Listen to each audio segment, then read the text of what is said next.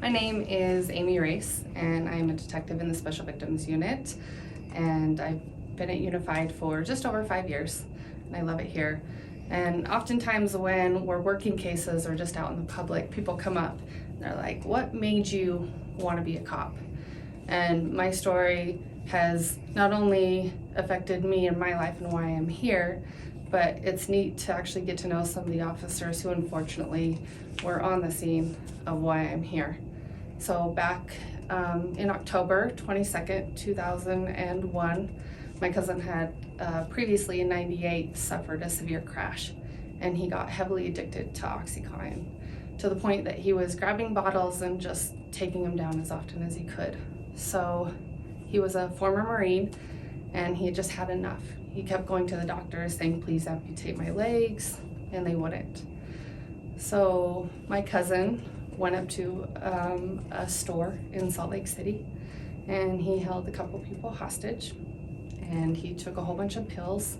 And prior to actually going in the store, he had left a note for our family. My cousin made a decision when he walked into that store that he wasn't going to come out alive. And unfortunately, that officer had to step in and do that for my cousin.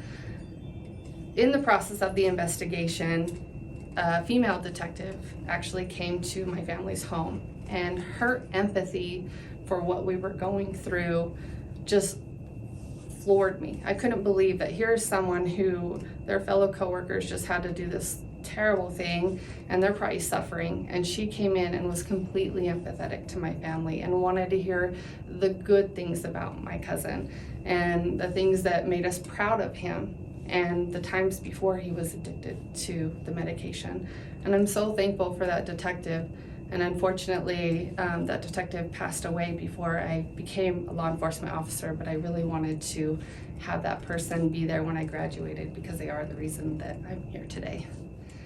Advice for females would be to definitely get into college if you're interested now and have something that you could always fall back on, but educate yourself as well. I think it's very important to just have that upper hand as a female and have that knowledge walking in to law enforcement, and definitely keep up on your physical activity, but have hobbies.